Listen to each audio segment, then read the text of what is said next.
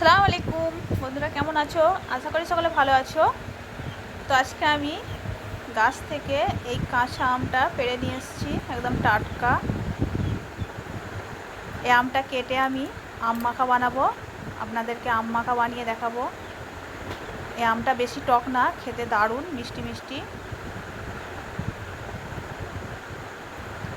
তো আমটা আমি ধুয়ে পরিষ্কার করে নিয়েছি, এবার খোসাটা ছাড়িয়ে নিচ্ছি। ভালো করে খোসাটা আমি ছাড়িয়ে নেবো।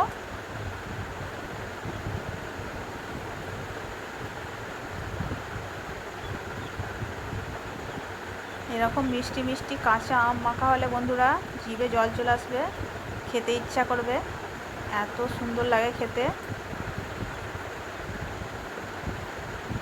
তো আমটা ভালো করে আমি পরিষ্কার করে খোসা ছাড়িয়ে নিয়েছি। এবার আমটা আমি হালকা কেটে নিচ্ছি, কারণ কুটতে সুবিধা হবে বলে। আমটা খুব কাঁচা তো, সেই জন্য আমি এইভাবে কেটে নিচ্ছি প্রথমে।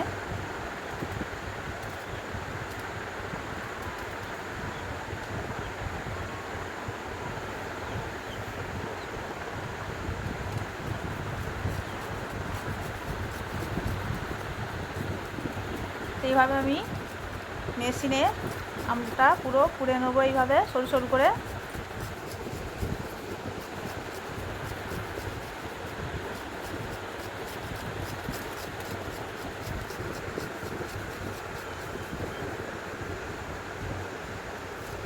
ফাঁকা আম মাখিয়ে তো অনেক খেয়েছেন, এইভাবে আমকে কুড়ে আম মাখা বানিয়ে খাবেন বন্ধুরা, দারুণ খেতে লাগে।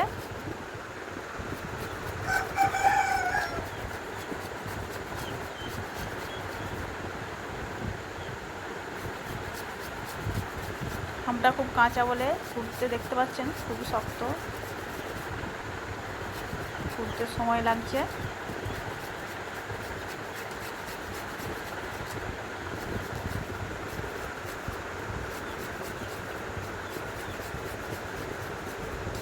একদম টাটকা গাছের পাড়া আম।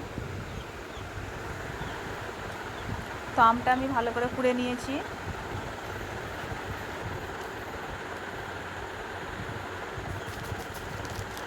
এবার আমের মধ্যে আমি দিয়ে দিচ্ছি বিট লবণ,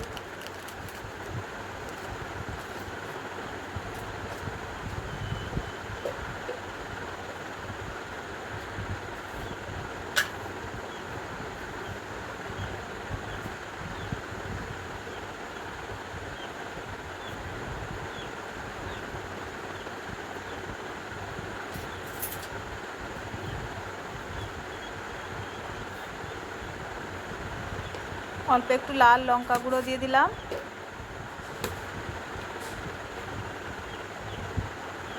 ভাজা জিরে গুঁড়ো দিয়ে দিলাম,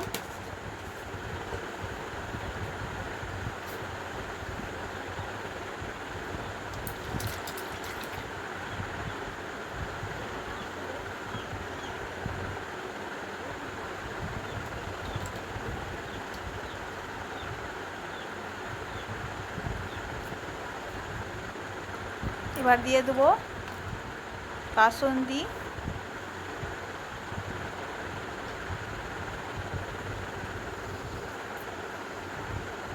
সর্ষের সস আমি দিয়ে দিলাম 2 চামচ,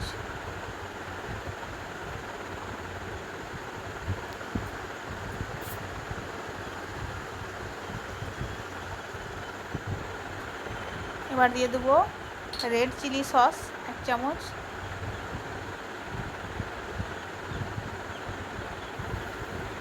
আম মাখাটা যা হবে না বন্ধুরা, একদম ঝাল ঝাল টক টক।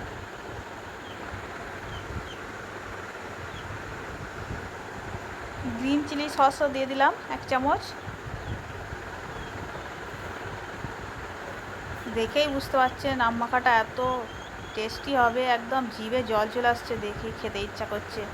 কার কার খেতে ইচ্ছা করছে বন্ধুরা আমাকে কমেন্ট করে জানাবেন আমার এই আম মাখাটা।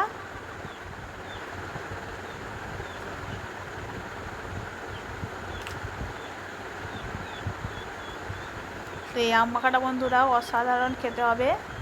দেখতেই পাচ্ছেন আমটা বেশি টক না, সেই জন্য আমি চিনি দিলাম না।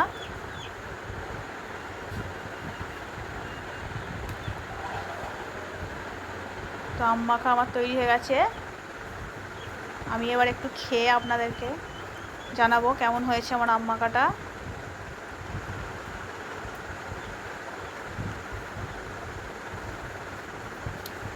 কি বলবো বন্ধুরা, আপনারা বানিয়ে খেয়ে তারপর আমাকে কমেন্ট করে জানাবেন আমার এই আম মাখাটা কেমন হয়েছে।